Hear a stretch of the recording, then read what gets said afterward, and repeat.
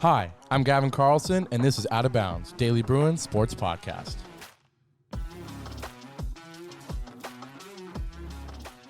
Number 25, UCLA football travels to the farm to take on Stanford. Can the Bruins bounce back from the loss? Hello, everybody, and welcome to another episode of Out of Bounds, the official sports podcast of the Daily Bruin. As always, I'm your host, Gavin Carlson, a fourth-year sports staff writer here at the Daily Bruin, and once again, the fan favorite, the man with the great hair, Jack Nelson, is back. How are you doing today, sir? Well, Gavin, I woke up this morning, and on my phone, I happened to notice the unfortunate news that Mac Jones is still a New England Patriot. So other than that, I'm doing great. Yeah, my Saints had an equally disappointing performance to your Patriots. Another team that had a disappointing performance, look at that transition, was UCLA over the weekend. We know we talked about that loss to Oregon State on our recap pod. Make sure you go check that one out to learn our reactions to a disappointing loss for the Bruins. But it's a new day.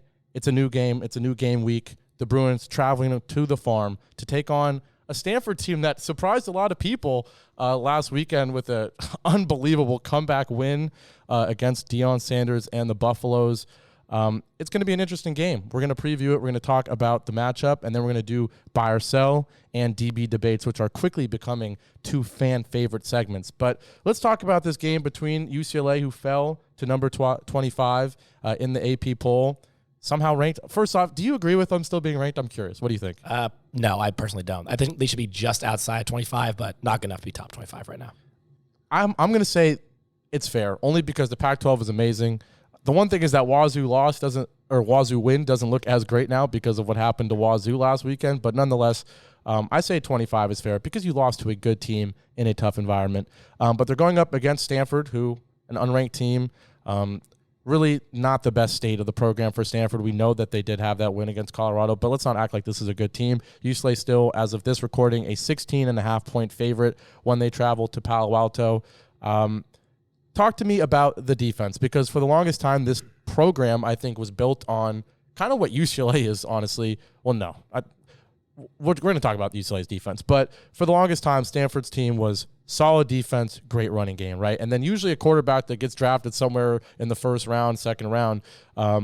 But this year, both sides of the ball, they're not fantastic. Talk to me about the defense for the Stanford Cardinal. Yeah, it's bad, and I can't usually use the word bad enough to describe how bad the Stanford defense is. Basically, this is the 7th worst total defense in the country, 2nd worst passing defense. Wow. And this, by all means, should be a big win for UCLA. I had it as a big win early this season. That really hasn't changed, even after you said their incredible comeback against Colorado last week. But yes, this is a very bad Stanford defense and a very good Pac-12 this year. It doesn't bode well for them, and it should bode well for UCLA. I think Bruin fans should not be satisfied for anything less than a big win at the farm this weekend. Yeah, it should be an interesting opportunity for Dante Moore to bounce back. We'll hear about the health and status of Colin Schlee. We don't know if he'll be available. Obviously, he ended up being a huge weapon even in the loss. So there's some talk about, if Colin Schlee was healthy, would he be considered for the starting job? I don't think so. I don't think even Chip Kelly's considering that. But we're hearing that Colin Schlee could be out for a while, so we don't know regardless. But yeah, like you said, the defense for Stanford, atrocious. Obviously, they were able to pull out that win against Colorado, but let's not act like the defense played well. They gave up 43 points. They were down 29-0 at halftime. Shadur Sanders threw endless completion after completion. So the defense isn't that great, but the offense for Stanford, not much better. We're talking tied for 94th in the country in points per game at 23.7 per game. And it's not like they had a tough schedule coming into the Pac-12 slate. It's not like you can blame it on their non-conference schedule being tough or anything. That was not the case. A really bad loss to a non-Power 5 team in there as well. But yeah, tied for 94th in points per game, 74th in passing yards per game, even after, once again, we're going to keep saying, even after the Colorado game where they had by far their best performance, didn't really bloat their stats that much. Still 74th in passing yards per game, passing yards per game with 228.8. And then in terms of the run game, which has been their strength for so many years, 77th. So yeah, not much of a threat offensively either. That's why UCLA is a 2.5 touchdown favorite coming off a disappointing loss. And we'll see. Go to your predictions now, Jack. Do you think, like you said, you have UCLA winning this game? And if so, by how much?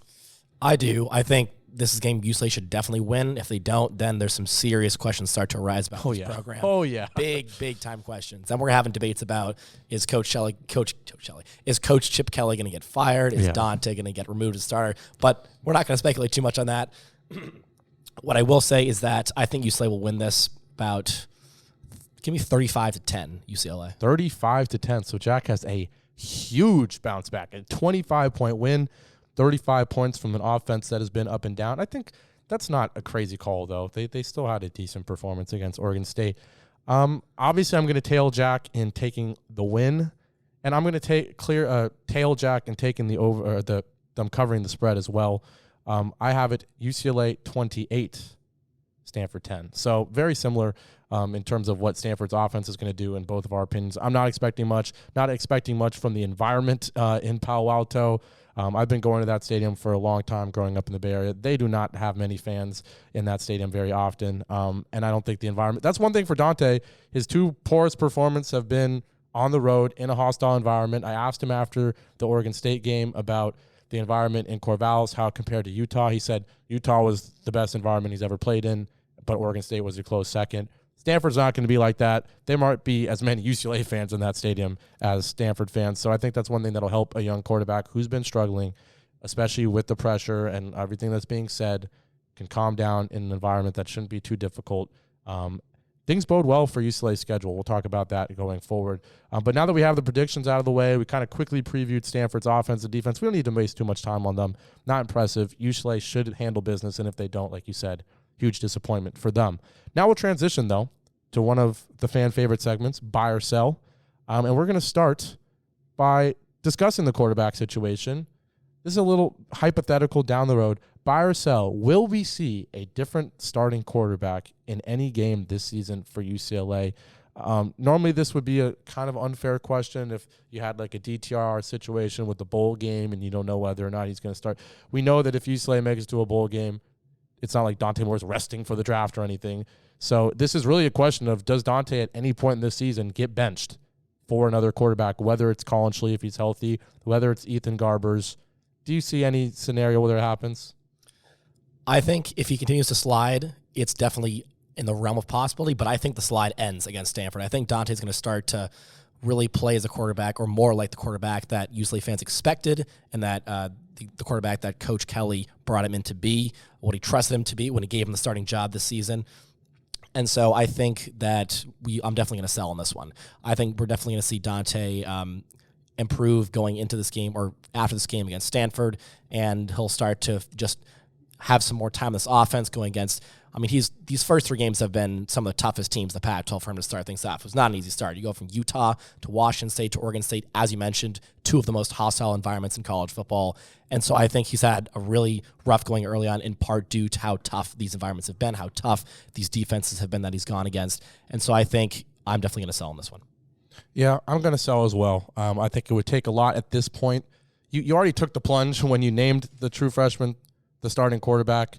You already took the plunge when, after the Utah game, the Wazoo game was okay, but after a first half where you throw 3 interceptions, I think that's the time where you'd expect someone to get pulled if they really weren't going to stick with the QB. Is you've thrown 3 interceptions in the first half of a football game after throwing 2 in the previous game, and the pick sixes, the opening drive, we talked about all of it, right?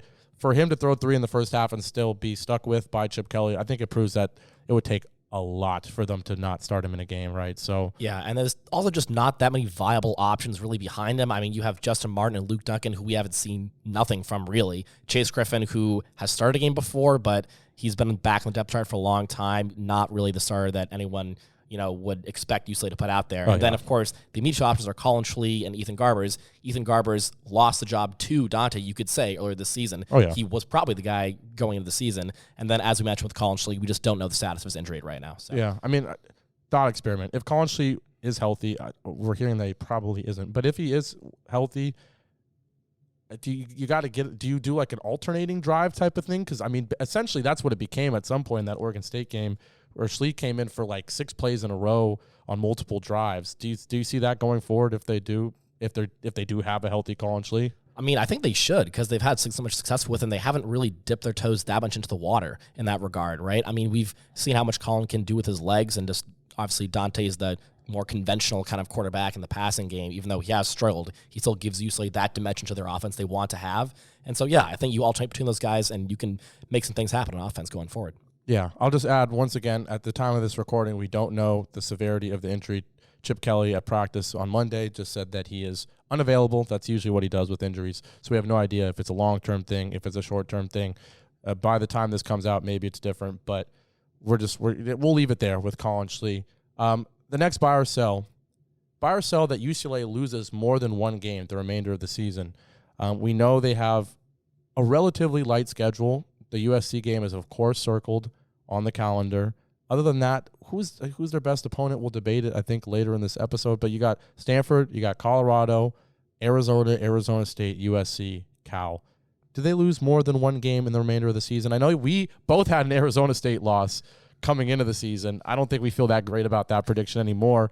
What do you say, Jack? Buy or sell to more than one loss the remainder of the season? I am smacking that buy button like there's no tomorrow. Oh, wow. I'm telling you, not only will we be losing to USC, I think they're going to be losing to Arizona as well. We have seen these past 2 weeks, Arizona has come into their own. Yeah. Noah Fifita as quarterback has actually surprised me quite a bit with how good he's been. Arizona's defense has stepped up when they needed it to. And as we mentioned earlier, they blew Washington State out of the water 44-6, which I don't think any of us saw coming. And then, of course, they gave USC a run for its money a week earlier when they went to, was it triple OT? And USC barely escaped them.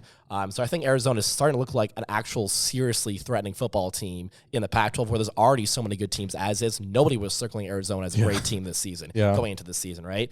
And so, we've talked about how USC, that's going to be obviously the giant matchup that everyone's looking at going into this season.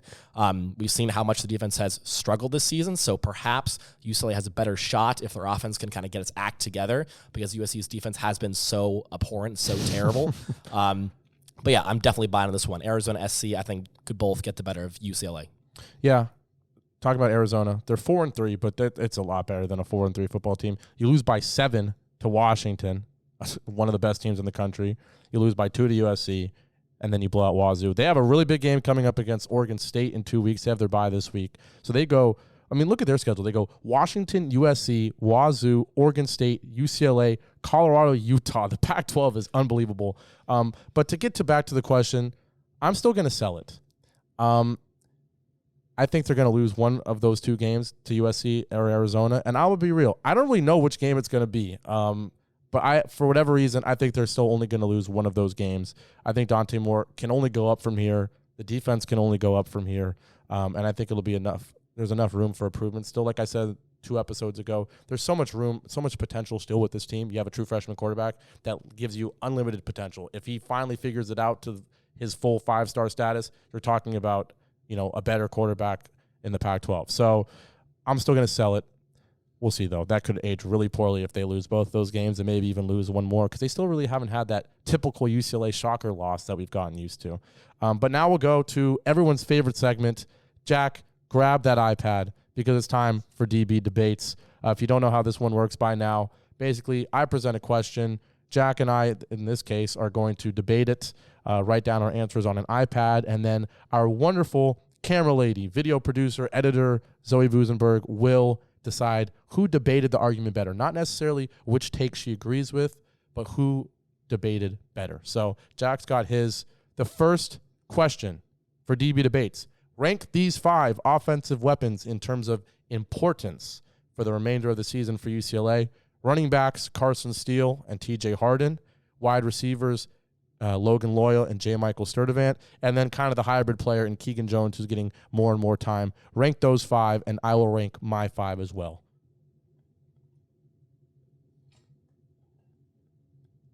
And last time, Jack really took his time on the handwriting. This time he did a speedier job. So, Jack, show me your iPad. We'll have it up on the screen. Rank these 5, buddy. So you had Steele, J. Mike, Jones, Loya. Who was the last one? Who'd I miss? TJ Harden. TJ Harden. Thank you. I don't know, because the running game was fantastic last week. 285 yards on the ground. Keegan Jones, I think 2 or 3 weeks ago, you wouldn't even have him on this list, but suddenly he's getting involved. And I don't have any tight ends because although Carson Ryan is kind of appearing to be tight end 1, the tight ends are very, interchangeable. So let me hear your 5, Jack. Yes. All right. So I've got Carson Steele at the top, J. Mike second, Keegan Jones, TJ Harden, and then Logan Loya at 5. That's my list right there for you. J. Mike Jones, and then who'd you have? Harden, and then Loya. Wow, we have a very different list. And Lovely. Zoe's going to love my ranking more than Jack's, I hope. I've got Carson Steele at 1. I have J. Michael Sturdivant at 2. I've got Logan Loya at 3. And this is where I struggle between TJ Harden and Keegan Jones. I'm actually going to put Keegan Jones at 4 and TJ Harden at 5. I will tell you why. Okay, Zoe, listen to me. Carson Steele and TJ Harden, similar players in terms of they are running backs that are mainly just going to get the ball handed off to them. Not much of a threat out of the backfield catching the football. If Carson Steele, I have as the most important player going forward, he has back-to-back games breaking 100 yards on the ground. He's the guy in between the tackles, better than Harden. Outside, I'd say they're similar. Harden's not important. This is in terms of importance. He's not as necessary. Keegan Jones is getting a role. All right, they're mixing him into the passing game, the running game. If Schlee is healthy, they kind of have these packages where it's Schlee and Jones. I think that's why Jones goes above Harden. And then you have Logan Loya 5. I don't know how you can have that. Logan Loya the past 2 weeks has been a more productive receiver than J. Michael Sturdivant. I'm not saying he's more important going forward. I still have Sturdivant higher. But 5 for 48 and a touchdown from Logan Loya last week. Sturdivant 2 for 19. All right? So it's not time to put Loya above Sturdivant yet. But Logan Loya is the second most, arguably the most important wide receiver, and you've got him below the second and third running backs on the team. That is blasphemous to me. Jack, do your best to respond, but I don't think you have a response to me, buddy. I will gladly accept the challenge. Oh, okay. Let's get started with J. Mike over Loya, because I know you're pretty peeved about that. No, I had that. I had that too. That's fine. Really? I had J. Mike over Loya. I just could not believe that you have Logan Loya 5th when he is just barely below J. Mike. Remind me your list again. Give me your list. Steele, J. Mike, Jones, Harden, and Loya. So you have Loya below everyone, obviously. Explain this. Okay, yes. Listen closely, because I don't think he's got this one. All right. Okay, so Logan Loya has been key for this offense so far this season. We need to talk about how important Keegan Jones is going to be going forward. All right, Keegan Jones, as we mentioned, he was huge for UCLA in the latter stretch last season. He's starting to get more carries. He's becoming a key component in this offense going forward. He has multi-dimensions. He's very useful for a team in the run game, with UCLA being such a run-heavy team. And so he'll be key to this offense going forward. I foresee that. I would even say I guarantee that. Ooh. I really think Jones is going to be an essential part of this team. I was really surprised early this season when he wasn't getting as many looks as we thought he was going to. That is why I have him above Harden. I'll explain why. Because we've seen Steele. I did too, though. You did too? I did too. See, we agree, and it's the Logan Loya below both of those players things that you have to explain to me. Okay, all right. We need to have like a board where I can see all these rankings. I can't just remember it all. Yeah, that's fair. Explain to me why Logan Loya deserves to be below TJ Harden and Keegan Jones. Come on. Yeah, I mean, well, it comes down to the fact that Jones and Harden are essential in the running game, and that UCLA does not use the passing game as much as really that many other teams in the Pac-12. So you think about how important those players are for UCLA's entire offensive attack. You're looking at Jones and Harden because they are such an important part of the running game that UCLA relies so heavily upon. That's why I have them above Loya, because Loya, as much as he is a factor in the passing game, we just don't see that UCLA really succeed in the passing game that often to actually win games. What wins UCLA games is the run game, and that is why Jones and Harden are above Loya, because they're both key cogs in that dimension of the offense for UCLA. I'm rebutting one more time with one more thing. I totally agree. This is a run-heavy team, but last week they ran for 284 yards, and Colin Schlee was the second leading rusher. Not either of those running backs. On one carry, let's be honest here, right? Was that one carry? It wasn't one carry. He had 90 yards. He had like a couple big carries. I'm fans of TJ Harden and Keegan Jones. I literally argued for Keegan. But once again, Logan Loya has been the most productive receiver on the team. You can't have him 5th. You can't do it. We're throwing out the next question because this is the most heated a DB debate has ever been, and we have a time limit. But I think there's no way, even the game before this, they ran the heck out of the ball, 226 yards. Carson Steele had 143 of them. TJ Harden had 26. Come on. He's not, I love TJ Harden, great player. But in terms of the importance, if TJ Harden were to not be available for a game, does UCLA really miss a beat? No. If Logan Loya is not available, Kyle Ford has done nothing. The tight ends on and off. Case dismissed. Zoe, who's winning this? Zoe, with the most instant reaction ever, says that Gavin has won this edition of DB Debates. to be fair, Jack is tired. He came back from an amazing trip. I think he doesn't really care about who wins this episode of DB Debates. He cares about his fantastic trip that he just experienced. Don't give me the pity party, Gavin. I wanted to win this too. All right, fine. No pity party. No pity parties. I'm him. Let me cook. All right, but that's going to do it for this episode of the Out of Bounds. I was about to say the DB Debates podcast. That's what it became. Out of Bounds. That's the episode. We previewed Stanford. We did Buy or Sell. We did DB Debates. As always, Apple Podcasts, SoundCloud, Spotify to listen. UCLA Daily Bruin on YouTube to look at us and listen. Transcript on dailybruin.com if you want to read. Thank you so much. UCLA travels to the farm. Take care.